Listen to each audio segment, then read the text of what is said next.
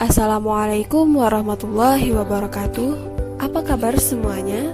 Semoga sehat selalu dan tetap semangat. Di sini kami dari kelompok 3 ingin menjelaskan tentang pertumbuhan dan perkembangan pada tumbuhan yang beranggotakan. Yang pertama itu adalah saya sendiri, Aulia Hidayah. Yang kedua Anissa Nuriski, dan yang terakhir ada Triana Sulistiarini. Langsung saja kita bahas materi tentang pertumbuhan dan perkembangan pada tumbuhan. Tumbuhan mengalami pertumbuhan dari kecil menjadi besar dan berkembang dari zigot menjadi embrio, kemudian menjadi individu yang mempunyai perangkat akar, batang, dan daun. Pertumbuhan diartikan sebagai suatu proses pertambahan ukuran atau volume serta jumlah sel. Proses ini terjadi secara tidak bolak-balik. Perkembangan didefinisikan sebagai suatu proses menuju keadaan yang lebih dewasa. Namun, jika kita mengkajinya lebih dalam, proses ini tidak berjalan sendiri-sendiri, tetapi berjalan seiringan. Pertumbuhan dan perkembangan itu sendiri merupakan hasil interaksi antara faktor dalam dan faktor luar. Faktor yang terdapat dari dalam antara lain sifat genetik dan hormon yang merangsang pertumbuhan, sedangkan faktor luar adalah lingkungan. Potensi genetik ini hanya akan berkembang jika ditunjang oleh lingkungan yang cocok. Di sini terdapat 6 pembahasan. Yang pertama, pola pertumbuhan dan perkembangan. Yang kedua, perkecambahan. Yang ketiga, fisiologi perkecambahan. Yang keempat, pertumbuhan primer. Yang kelima, pertumbuhan sekunder. Dan yang terakhir, pengaturan pertumbuhan dan perkembangan. Yang pertama, ada pola pertumbuhan dan perkembangan. Ada 2 aspek yang dikaji pada proses perkembangan pada pertumbuhan, yaitu aspek morfologi dan anatomi, lalu ada aspek fisiologi dan biokimia. Pertama, aspek morfologi dan anatomi. Aspek morfologi dan anatomi yang dikaji adalah perubahan-perubahan yang terjadi, yang terlihat selama proses perkembangan tumbuhan. Yang kedua, ada aspek fisiologi dan biokimia. Aspek fisiologi dan biokimia yang sangat menentukan perubahan morfologi suatu organisme. Lalu ada perkecambahan. Perkecambahan merupakan proses pertumbuhan dan perkembangan dari embrio yang mengalami perubahan di mana plumula tumbuh dan berkembang menjadi batang dan radikula tumbuh menjadi akar. Perkecambahan dibagi menjadi 2, yaitu ada hipogeal dan epigeal. Perkecambahan hipogeal.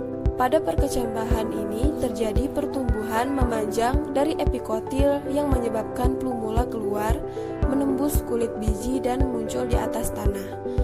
Kotiledon dan endosperma berada dalam tanah. Yang kedua ada perkecambahan epigeal.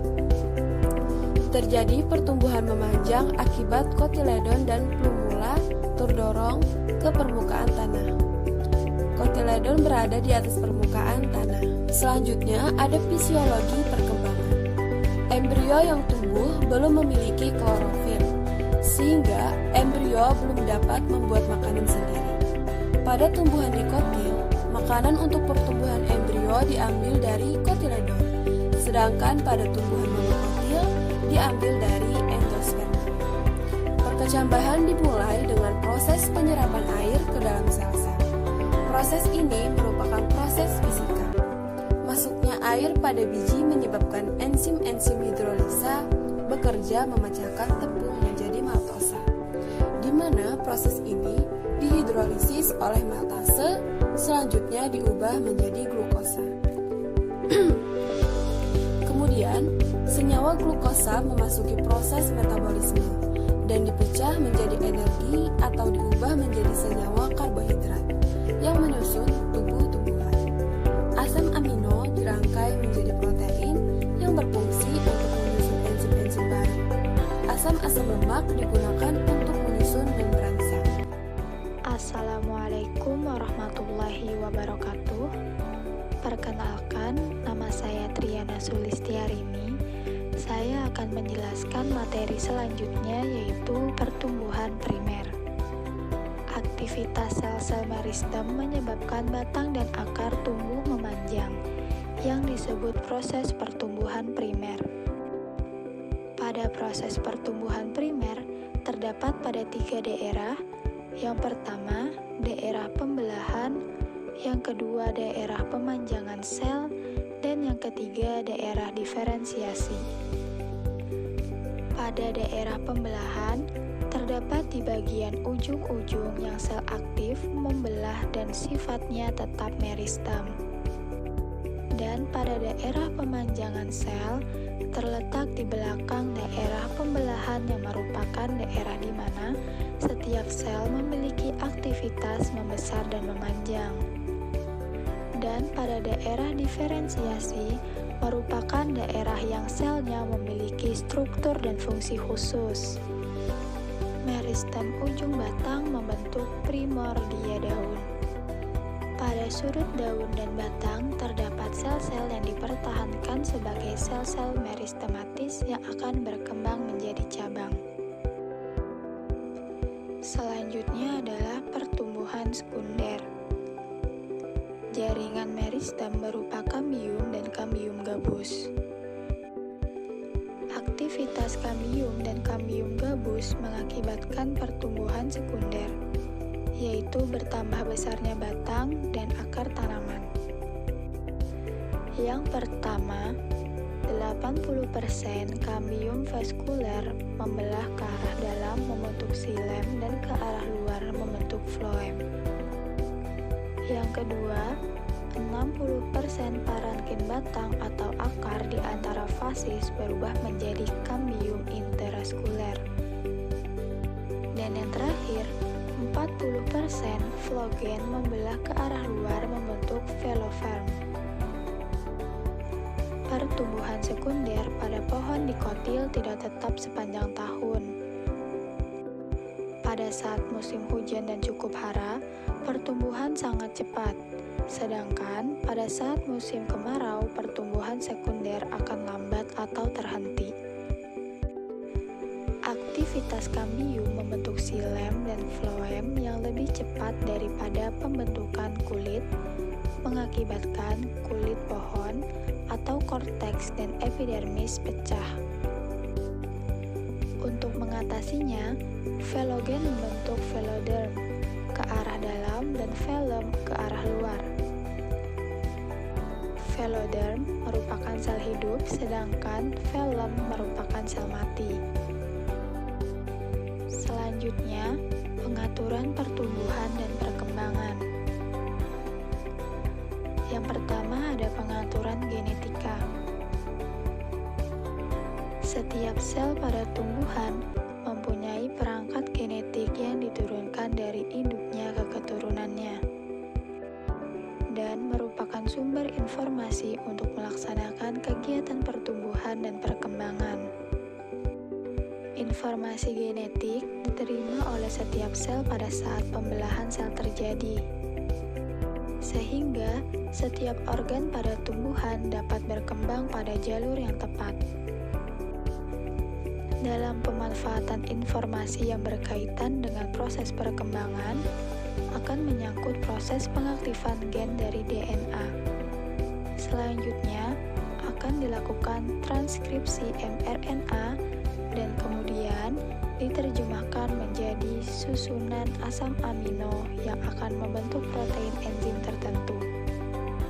Yang kemudian, enzim ini akan digunakan pada kegiatan metabolisme dalam sel yang sesuai dengan arah perkembangannya. Selanjutnya adalah pengaturan organisme. Beberapa kelompok hormon telah diketahui dan beberapa di antaranya bersifat sebagai zat perangsang pertumbuhan dan perkembangan atau promoter. Sedang yang lain bersifat sebagai penghambat atau inhibitor, yaitu yang pertama auksin, yang kedua giberelin, yang ketiga sitokinin, dan yang keempat etilen, serta asam absitat. Baiklah, itu saja yang dapat saya jelaskan. Selanjutnya akan dijelaskan oleh teman saya. Wassalamualaikum warahmatullahi wabarakatuh. Bismillahirrahmanirrahim. Assalamualaikum warahmatullahi wabarakatuh. Perkenalkan, nama saya Anissa Nuriski. Di sini saya akan melanjutkan penjelasan dari saudari Triana Sulistiarini. Ya, auksin. Auksin adalah hormon pertumbuhan yang pertama kali ditemukan. Salah satu jenis auksin yang dapat diekstrasi dari tumbuhan adalah asam indol asetat atau IAA.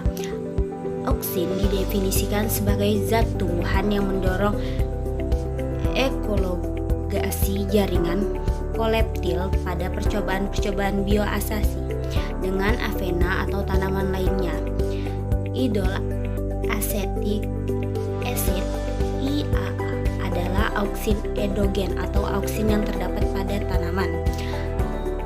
Adapun pengaruh fisiologis dari auksin ialah 1. Pembesaran sel, 2. Penghambatan mata tunas samping, 3. Menghambat absis atau pengguguran daun, menstimulir aktivitas daripada kambium dan pertumbuhan akar.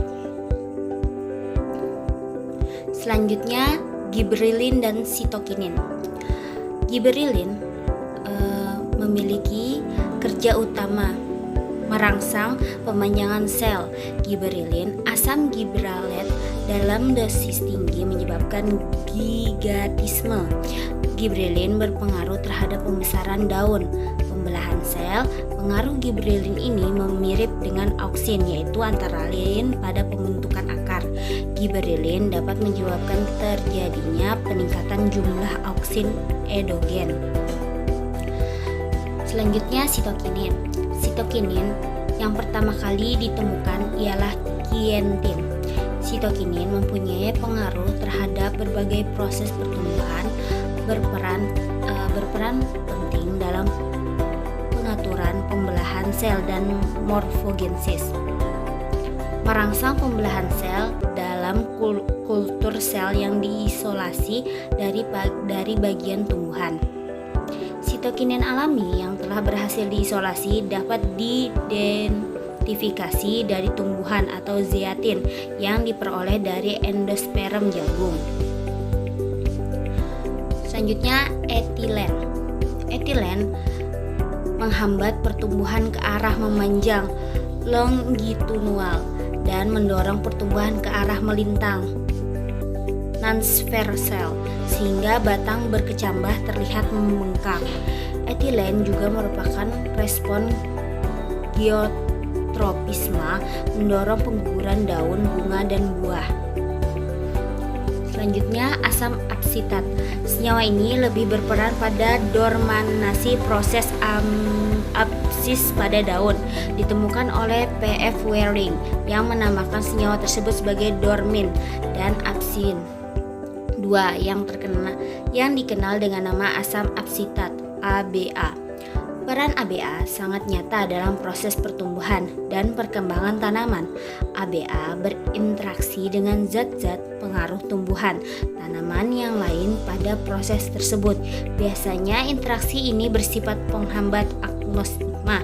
Banyak rangsangan lingkungan atau eksternal mempengaruhi perkembangan tumbuhan.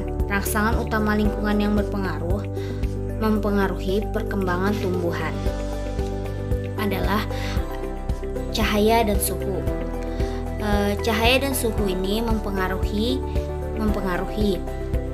Pada cahaya, banyaknya cahaya yang dibutuhkan tidak selalu sama pada setiap tanaman, di mana cahaya dapat menguraikan auksin sehingga menghambat penimbunan menigi. Selanjutnya, suhu. Tumbuhan membutuhkan suhu yang optimal untuk perkembangan dengan baik. Suhu paling rendah namun masih memungkinkan tumbuhan untuk tumbuh disebut suhu minimum. Baik, mungkin cukup sekian yang dapat kami sampaikan. Kurang lebihnya kami mohon maaf. Wabillahi taufiq wal hidayah. Wassalamualaikum warahmatullahi wabarakatuh.